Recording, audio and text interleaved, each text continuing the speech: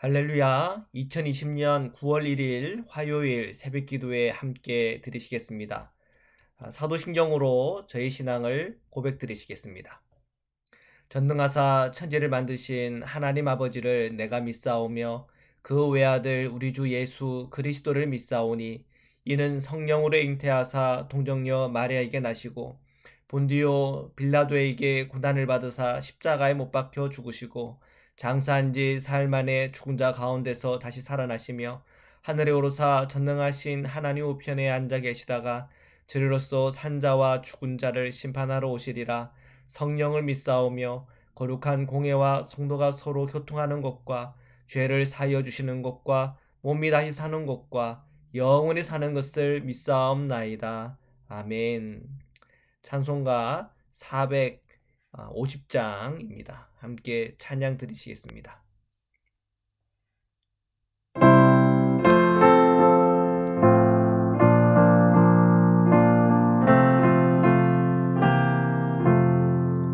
내 평생 소원이 거뿐 주의 일 하다가 이 세상 이별하는 날 주 앞에 가리라. 꿈같이 헛된 세상에 취할 것 무엇냐. 예수로 안마하여도 헛된 것뿐일세. 불같은 시험 많으나 겁내지 맙시다. 구주의 권능 크시니 이기고 남겠네. 금보다 귀한 믿음은 참 보배 되도다. 이 진리 믿는 사람들 다 복을 받겠네. 살같이 빠른 광음을 주 위에 아끼세. 온 몸과 마음을 바치고 힘써서 일하세. 아멘. 기도드리시겠습니다. 사랑의 주님, 감사합니다. 오늘 저희가 주님 앞에 나와 기도와 찬양으로 또한 감사함으로 주님 앞에 섰습니다. 저희 예배하는 모든 성도님들의 심령과 그 마음 위에 성령님 임하여 주옵소서. 오늘 저희들이 살아가는 이 모든 시간들이 얼마나 빨리 지나가는지요. 벌써 9월달입니다. 날씨도 추워지고 있습니다. 가을의 소식들이 들려옵니다. 하나님, 이러한 세월의 빠름 속에서도 주님을 사랑하는 마음 잃어버리지 않고 주님과 동행하는 중에 저희들에게 오늘 새로 주어진 이 9월을 기쁨과 감사함으로 출발할 수 있도록 저희 성도님들을 축복하여 주옵소서. 오늘도 저희들이 주님의 말씀 앞에 서려고 합니다. 예레미야 말씀을 다시 시작하면서 그 말씀 한 구절 한 구절 속에 주시는 주님의 음성을 듣게 하시고 그 말씀으로 힘을 얻게 하시고 깨닫게 하시며 회개하고 돌이키게 하시며 그 말씀을 통해 오늘 우리에게 주시는 주님의 복을 누리게 하여 주시옵소서. 거룩하신 예수 그리스도의 이름으로 기도드립니다. 아멘. 우리 하나님의 말씀을 함께 보시겠습니다. 예레미야서 26장 1절에서부터 15절 말씀입니다. 9월달 새로 출발하면서 예레미야 말씀과 함께 하겠습니다. 1절입니다. 유다의 왕 요시야의 아들 요아김이 다스리기 시작한 때에 여호와께로부터 이 말씀이 임하여 이르시되. 1절에 보니까 요아김이 다스리기 시작한 때다 이렇게 되어 있죠. 그 기간이 BC 609년 정도가 되겠습니다. 북이스라엘이 아수르에게 망한 것은 BC 722년이거든요. 그러니까 북이스라엘이 망하고 한 113년 정도 지난 후에 주신 주님의 말씀입니다. 2절입니다. 여호와께서 이와 같이 말씀하시니라. 너는 여호와의 성전뜰에 서서 유다 모든 성읍에서 여호와의 성전에 와서 예배하는 자에게 내가 내게 명령하여 이르게 한 모든 말을 전하되 한마디도 감하지 말라. 주님은 여호와의 성전에 와서 예배하는 자에게 한마디도 빼지 말고 모두 주님의 메시지를 전하라. 이렇게 예레미야에게 말씀하고 있습니다. 저는 이런 생각을 합니다. 성도들에게 불편한 말씀을, 또한 듣기에 매우 아플 수 있는 말씀을 주님이 전하라. 그러면 전할 준비가 되어 있나? 어떨까요? 제가 전할 수 있을까요? 못 전할까요? 근데 주님이 전하라고 했기 때문에 그 뒤에는 생각하지 않고 전하는 것이 목회자의 사명이고 또 태도이겠죠. 그러나 분명히 쉬운 일은 분명히 아닐 겁니다. 그래서 여기에는 늘 분별이 필요하고, 또한 이것이 정말 주님의 말씀이라면 용기가 필요한 것이죠. 우리 성도님들은 어떻습니까?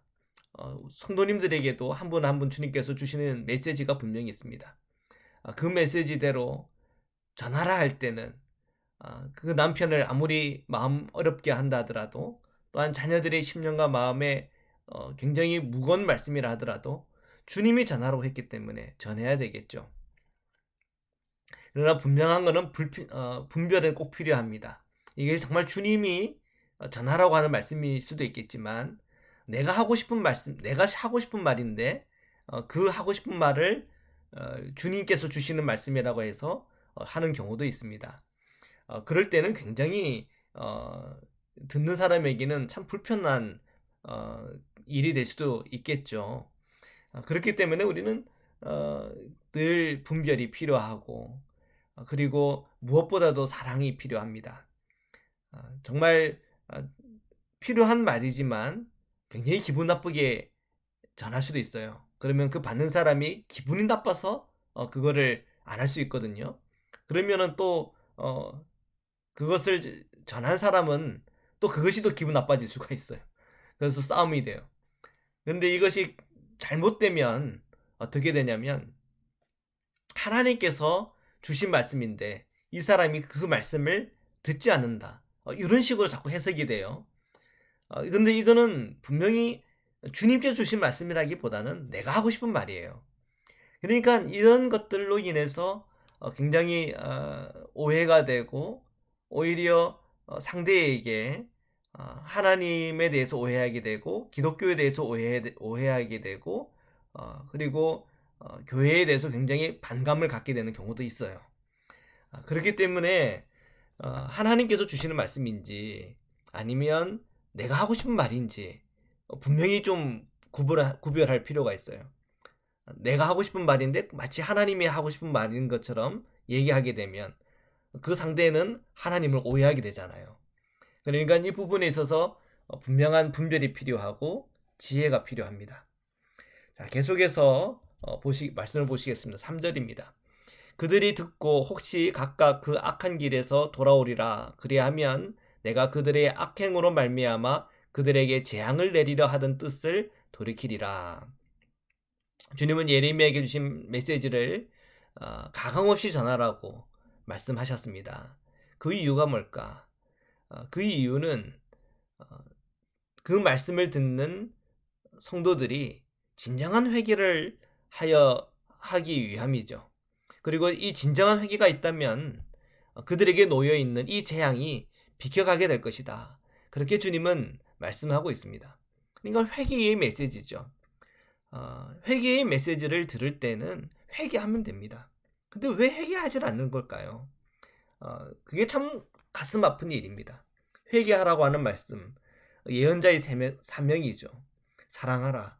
근데 참 어렵죠. 사랑하지 않는 것에 대해서 회개하라. 그러면 우리가 그 사랑하지 않는 것을 회개하면 되는데 참 힘듭니다. 미워하는 건 너무 쉬워요. 내 감정대로 행하는 건 너무 쉬워요. 화가 나면 그냥 화를 내고, 온수를 갚고 싶으면 온수를 갚고, 싸우고 싶으면 싸우고, 거짓말하고 싶으면 거짓말하고, 변명하고 싶으면 변명하고 이런 건 너무나 쉬워요. 그런데 성령께서 오늘 우리 안에 화내지 마라, 변명하지 말아라, 그냥 그 말을 듣고 행하라, 그렇게 말씀하시는데 그 말씀을 듣는 게 굉장히 불편하고 힘들어요. 그게 참 우리 그리스도인들의 늘 고민 아니겠습니까? 그런데 이 시대에 예배하러 온 그 회중들도 마찬가지였던 것 같아요. 듣고 싶은 거는 들어요. 그리고 하고 싶은 건 해요. 근데 듣고 싶지 않은 얘기를 들었을 때, 하고 싶지 않은 것을 하라 할 때, 그것이 어려운 거예요. 근데 여기에는 굉장히 지금 중요한 게 뭐가 있냐면, 회개하지 않으면 재앙이 있다고 하는 점이에요. 자, 이렇게 어떻게 보면은 굉장히 두려운 말씀인데, 이것을 두려운 말씀으로 받지 않는다는 건 굉장히 지금 영적인 무감각 가운데 빠져 있다고 하는 걸 보여주고 있습니다. 4절입니다. 너는 그들에게 이와 같이 이르라. 여호와의 말씀에 너희가 나를 순종하지 아니하며 내가 너희 앞에 둔 내 율법을 행하지 아니하며 내가 너에게 나의 종 선지자들을 꾸준히 보내 그들의 말을 순종하라고 하였으나 너희는 순종하지 아니하였느니라. 주님을 예배하러 온 자들이죠. 그 예배하러 온 자들이 회개할 것이 있다는 겁니다. 그 회개할 것이 뭐냐? 첫 번째는 순종하지 않는 것. 주님께 순종하지 않는 것. 두 번째는 주님의 율법을 듣기만 하지 행하지 않는다는 것. 세 번째는 주의 선지자들을 보냈는데 그 선지자들의 말을 듣고 순종하지 않는다는 것. 자, 이 세 가지의 죄가 있다는 것입니다. 자, 이 말씀을 저희 개인적으로 묵상하면서 이런 생각합니다. 정말 저는 오늘 계속 끊임없이 주님으로부터 온 음성에 순종하고 있는가? 그리고 주님의 율법을 통해 깨달은 나의 죄에 대해서 회개하고 돌이키고 있나? 그리고 그 율법을 듣기만 하는 자가 아니라 행하는 자가 되었는가? 진정한 이 주의 말씀을 전하는 이들의 그 메시지를 귀 기울여 듣고 있는가? 그리고 순종하고 있는가? 저는 목회자입니다. 목회자로서 저는 주님의 메시지를 성도님들과 함께 나누고 전하고 있죠. 근데 목회자라고 해서 그냥 저희 개인적으로 하나님 말씀을 묵상하고 단 주님께 기도하고 간구하면서 주님께서 이것이 주는 말씀이 있구나. 그것을 성도들에게 전하기만 하는 것만 있는 게 아니죠. 저도 목회자들의 설교를 듣습니다. 들어야 되죠. 그리고 정말 이것이 주님으로부터 오는 메시지인가 아닌가를 분별하면서 듣습니다. 그리고 그 말씀 속에 정말 이것이 주님이 주시는 메시지다 하면 저도 그분의 메시지를 진정으로 듣고 회개하고 돌이키며 그 말씀 속에서 내게 주는 주님의 메시지를 듣고 행하게끔 하는 거죠. 그러니까 저도 메시지를 들어요. 저도 메시지를 듣고 또한 말씀을 통해서 메시지를 듣고 때로는 또 성도님들을 통해서 주시는 메시지들이 있어요.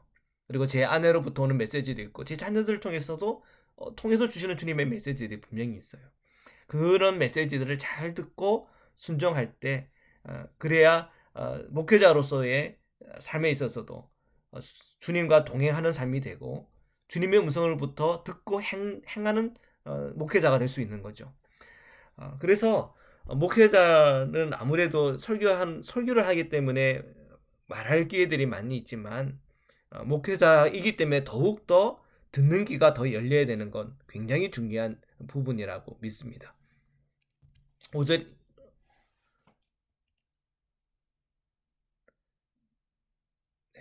자, 6절입니다. 내가 이 성전을 실로 같이 되게 하고 이 성을 세계 모든 민족의 저주거리가 되게 하리라 하셨느니라. 자, 굉장히 사실 듣기 어려운 말씀이죠. 실로는 북이스라엘 백성들이 예배하던 처소예요. 물론 예루살렘 성전과 같은 정말 주님을 바르게 섬길 수 있는 그런 예배 처소는 분명히 아니었어요. 우상 숭배였죠. 그런 북이스라엘이 이미 113년 전에 지금으로부터 이 메시지가 예레미야가 이 메시지를 전하고 있는 바로 그 해에 113년 전에 아수르에게 망했죠, 북이스라엘이. 그러면서 그 실로라고 하는 그 예배 처소도 우상 거의 숭배하는 처소이긴 하지만 그 처소도 다 폐허가 됐습니다. 그런데 지금 오늘 예레미야 예언에 보면 바로 이 예루살렘 성전이 실로처럼 실로가 113년 전에 폐허가 된 것처럼 이 예루살렘 성전도 폐허가 될 거라고 그렇게 예언을 하고 있는 겁니다. 자, 이 예루살렘 성전이 얼마나 그 남유다의 이 유다 백성들에게는 굉장히 자랑스러운 성전이죠. 솔로몬 성전 아닙니까? 그 유명한 솔로몬 성전인데, 자, 이것이 폐허가 될 거다. 자, 이런 예언이 지금 그 예언을 듣고 있는 백성들의 마음에 기쁜 게 아닌 거죠. 아프고 무겁고 굉장히 어떻게 보면은 듣기 싫은 얘기인 거죠.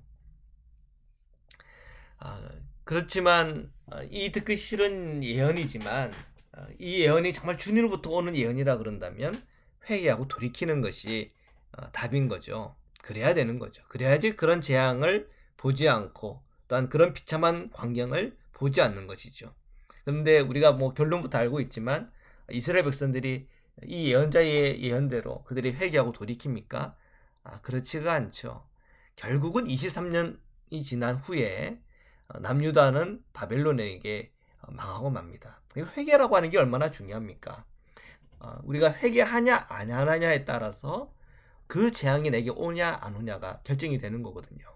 우리 그리스도인들이 꼭 기억해야 될 것이 있습니다. 우리는 예수 그리스도의 십자가의 은혜와 속량의 복을 받았죠. 예수 그리스도를 믿음으로. 그렇지만 회개의 삶이 그러면 끝난 건가? 아니에요. 우리 매일매일 회개를 하고 늘 주님이 원하시는 길을 향하여 나가야 됩니다. 그런데 우리 그리스도인들이 착각하는 것이 그러니까 나는 지금 성령의 인도함을 잘 받고 있다라고 생각하고 착각하고 있는 경우들이 많다는, 아니면 아예 그거조차 생각을 안 하는 게 굉장히 사실은 위기인 거죠. 그러다 보면은 예수님을 믿는 성도인데 어떤 어려움에 빠질 때가 있어요. 굉장히 재앙 같은 일이 일어날 때가 있어요. 자, 재앙에도 두 가지가 있습니다. 어떤 재난이라고 해야 될까요? 재앙이라고 해야 될까요? 두 가지가 있는데, 하나는 정말 내가 그 죄에 대해서 회개하지 않기 때문에 몰려오게 되는, 그러니까 닥쳐오게 되는 재앙이에요. 그거는 정말 그리스도인으로서 회개해야 돼요. 그런 재앙이 왔을 때는 정말 바싹 엎드리고 회개하고 돌이켜야 됩니다. 그리고 철저하게 회개함으로 그 죄값을 받아야 될 때는 받아야 되는 거죠. 그리고 이 고난의 시간이 지나갈 때까지 회개하고 또한 내가 죄값을 받아야 되는 경우가 있죠. 그거는 뭐 어쩔 수 없는 겁니다. 예를 들면은 뭐 그리스도인이라고 하더라도 자기의 어떤 그 분노의 감정을 이기지 못하고 폭력을 휘둘렀어요. 그리고 그 폭력을 휘두른 것 때문에 그것이 슈가 들어와 가지고는 거기에 대한 뭐 벌금을 내야 된다든지 했단 말이에요. 그거 어떻게 할까요? 벌금 내야 되는 거 아니야. 그게 어떻게 보면 그 사람에게는 재난이고 재앙이죠. 어디서부터 온 거예요? 그 사람의 죄 때문에 온 거죠. 성령께서는 그 사람에게 그 화를 참으라, 그리고 원수를 사랑하라, 그런 메시지를 듣지 않았을까요? 들었을 거란 말이죠. 그런데 그것을 무시했고 회개하지 않았고 내가 성령 안에서 철저하게 내 성품을 변화시키지 않았던 거죠. 그래서 그 죄에 대한 그 값을 치르게 된 거잖아요. 그러니까 우리는 이 회개라고 하는 것이 굉장히 중요한 겁니다. 성도들에게는. 그리고 날마다 이 회개의 삶, 주님과 동의하는 삶을 사는 것, 그거는 매우 중요한 것입니다. 지금 이 재앙이 예고가 되었는데 이 재앙에 대해서 그들이 회개하지 않아서 이 재앙을 23년 후에 그대로 다 받는다. 이건 정말 가슴 아픈 일입니다. 이거는 공동체적으로 회개하고 돌이켜 주님 앞에 바로 서야 되는 일이죠. 한 개인의 회개라고 하는 것은 어떻게 보면 쉬울 수가 있습니다. 그런데 한 공동체가 함께 회개한다고 하는 것은 사실 굉장히 어려운 일인 것 같아요. 계속해서 보겠습니다. 26장 7, 8절입니다. 예레미야가 여호와의 성전에서 이 말을 하매 제사장들과 선지자들과 모든 백성이 듣더라. 예레미야가 여호와께서 명령하신 말씀을 모든 백성에게 전하기를 마침에 제사장들과 선지자들과 모든 백성이 그를 붙잡고 이르되 내가 반드시 죽어야 하리라. 계속해서 읽겠습니다. 어찌하여 내가 여호와의 이름을 의지하고 예언하여 이르기를 이 성전이 실로같이 되겠고 이 성이 황폐하여 주민이 없으리라 하느냐 하며 그 모든 백성이 여호와의 성전에서 예레미야를 향하여 모여드니라. 유다의 고관들이 이 말을 듣고 왕궁에서 여호와의 성전으로 올라가 여호와의 성전 새 대문의 입구에 앉음에 제사장들과 선지자들이 고관들과 모든 백성에게 말하여 이르되 이 사람은 죽는 것이 합당하니 너희 귀로 들음같이 이 성에 관하여 예언하였습니다. 자, 11절까지 읽었는데요. 사람들은 참 누구나 듣고 싶은 말을 듣고 싶어 하는 것 같아요. 그래서 긍정의 힘, 긍정적인 말, 잘 될 거야, 복 받을 거야, 기도하면 다 응답을 받을 거야. 그런 메시지를 사실은 듣고 싶죠. 그렇지만 우리 정말 진정한 그리스도인이라 한다면 그렇게 듣고 싶은 것만 들어야지 그거는 안 됩니다. 편식입니다. 항상 성령은 어떤 분이신가? 성령님은 죄에 대하여 의에 대하여 책망하시는 분이세요. 그래서 그러한 책망을 들을 때 우리는 들어야 되고 회개하고 돌이켜야 됩니다. 그래야 진정한 그리스도인의 삶을 살아갈 수가 있습니다. 축복은 어디서부터 오는 겁니까? 주님의 말씀에 순종할 때, 성령의 인도함을 따라 살아갈 때 축복이 오는 거예요. 죄위의 축복이 없습니다. 내가 죄를 지었는데 그게 그냥 넘어갔고 또 죄를 지었는데 또 그냥 넘어갔다. 나는 정말 축복받은 거야. 착각이에요. 결국은 죄의 값이 있는 겁니다. 우리가 이 세상을 살아가면서 그 죄값을 내가 치르지 않았다면 그 다음 때에 그 죄값을 치르게 될 것이고 내가 죽고 하나님 앞에 섰을 때 그 죄에 대해서 분명히 하나님의 책망을 듣게 되는 겁니다. 그래서 회개가 중요한 거예요. 우리가 예수님의 그 십자가는 어떤 십자가입니까? 나의 죄를 속량하는 십자가예요. 그래서 나는 구원을 받았어요. 그러면 회개가 필요하지 않습니까? 아니요.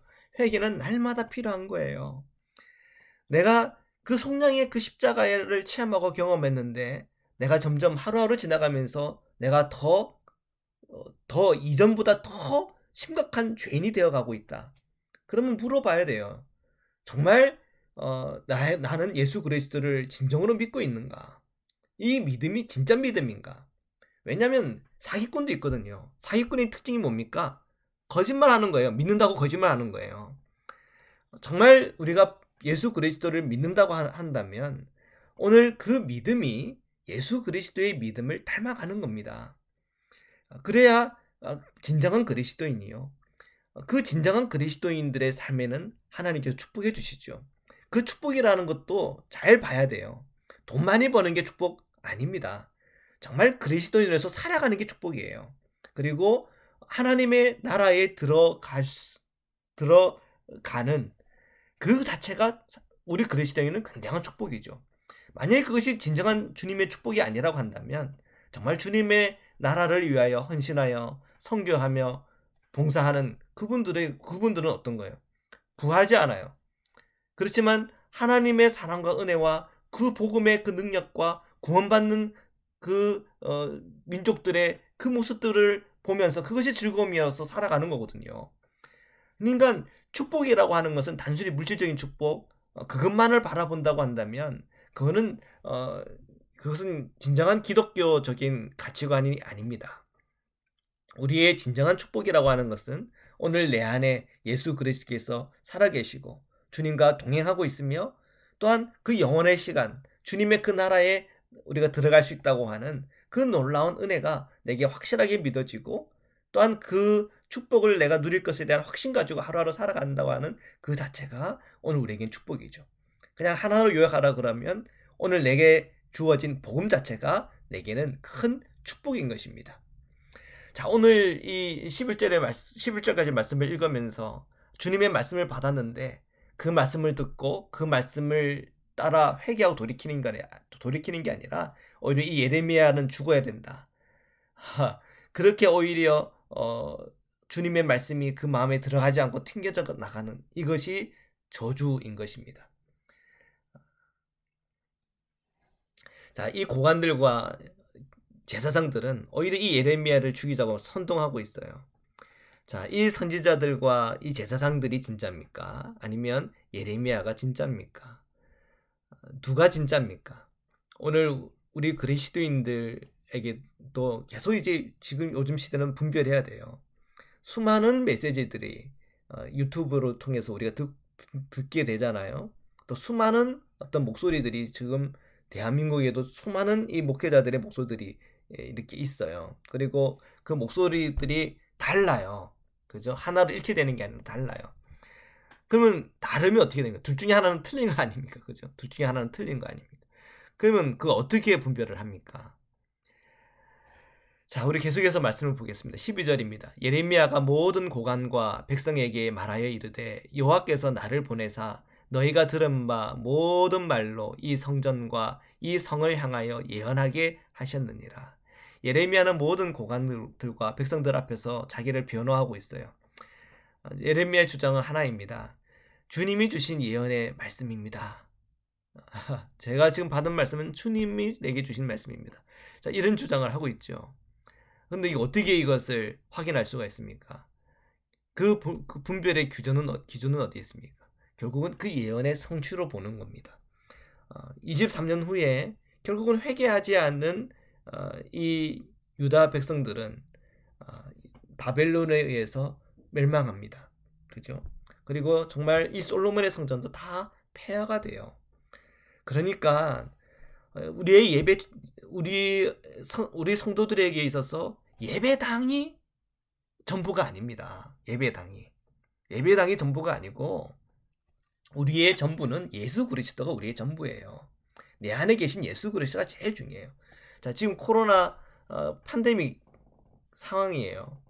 예배당에서 모여서 예배하는 것이 너무나 중요하다. 그래서 예배당에서 모여서 드리는 예배가 참 예배고 진정한 예배이기 때문에 이 코비드 이거 두려워하지 말고 무조건 예배당에 나서 우리 같이 예배해야 된다.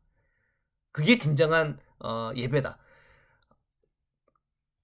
그럴 수도 있겠지만 아닐 수도 있어요. 그거를 우리가 분별해야 돼요. 왜냐하면 예배당이 다가 아니에요.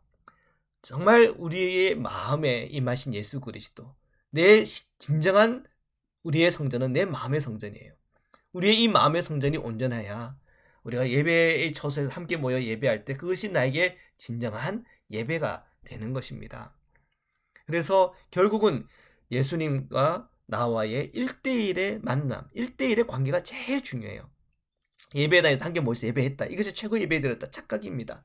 내 마음에 예수 그리스도가 없고 내 마음에 예수님과의 동행이 없고 내 마음에 주님과 늘 동행하고자 하는 그 은혜가 없으면 그러면 사실은 내가 예배당에서 예배를 드렸어도 그 예배는 실패한 예배가 되는 거예요. 그러나 오늘 우리가 온라인으로 예배하는 이 예배의 순간에 내 안에 주님과 1대1의 만남이 있고 진정한 회개가 있고 진정한 주님을 향한 사랑이 있다면 오늘 우리가 드려지는 바로 그 예배의 처소에 성령이 임하시고 오늘 그 예배하는 그 자리가 신령과 진리 가운데 드려지는 예배의 자리가 되는 것이에요. 지금 우리가 이 12절을 묵상하면서 또한 예레미야의 그 마음을 보면서 우리가 생각해야 될 것이 있습니다. 진정한 예언은 무엇인가? 진정한 이 예언에 대한 이 분별에 대한 기준은 어디에 있는가? 그것을 우리가 분별해야 됩니다. 지금 지금 예배하는 이 초소가 멸망할 이 예배 솔로몬의 이 성전이 결국은 폐가 될 거다. 사람들이 막 길이길이 뛰고 있죠. 근데 왜 그것이 피해가 되는 겁니까? 왜 이 예루살렘 성전이 결국 23년 후에 폐가 되는 겁니까? 그것은 그 백성들의 마음의 성전이 무너졌기 때문에 그래요.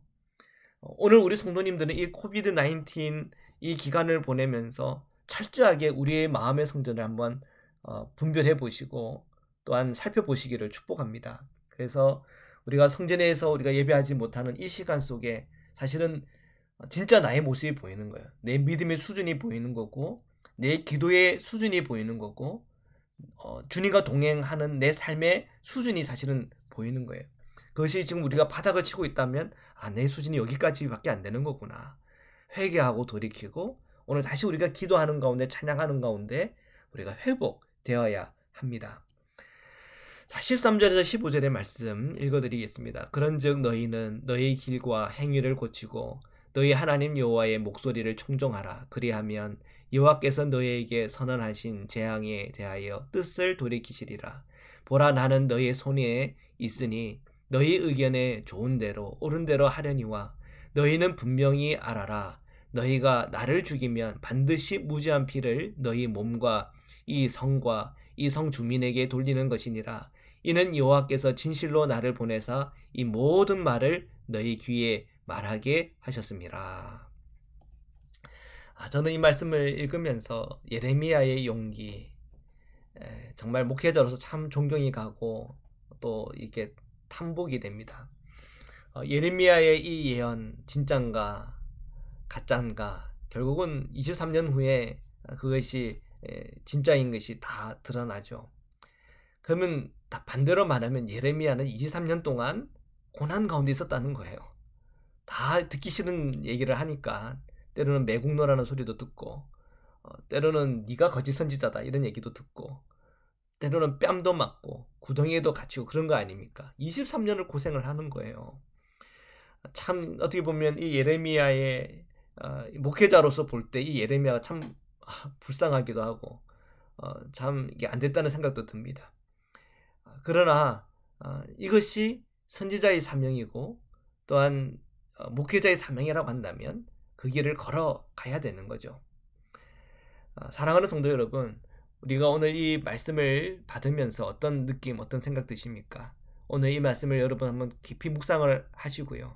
오늘 이 말씀을 통해서 우리가 돌이켜야 될 것은 돌이키고, 또한 우리가 받아야 될 말씀, 순종해야 될 말씀 순종하고, 이 팬데믹 상황, 이 코로나19 이 팬데믹 상황 속에서 우리 해이해진 이 우리의 영성, 또한 우리의 삶의 자리가 있다면 우리가 다시 한번 더 우리가 마음을 굳게 다짐하여 우리가 믿음과 그리고 깊은 주님의 말씀의 묵상과 기도와 주님과 1대1의 관계들을 잘 맺어 나가면 그런 은혜와 복이 있기를 주님의 이름으로 축복합니다. 우리 기도드리겠습니다. 거룩하신 하나님, 이제 9월 1일입니다. 새롭게 우리의 마음과 생각을 다짐합니다.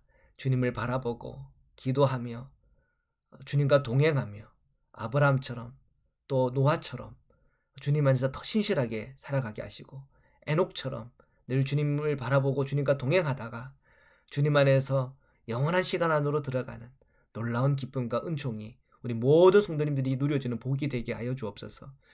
이 코로나19로 인해서 힘들고 어려운 시간들 보내는 우리 성도님들 위로합니다. 성령께서 위로하여 주시고 힘주시고 강건하게 하시고 건강하게 하여 주옵소서.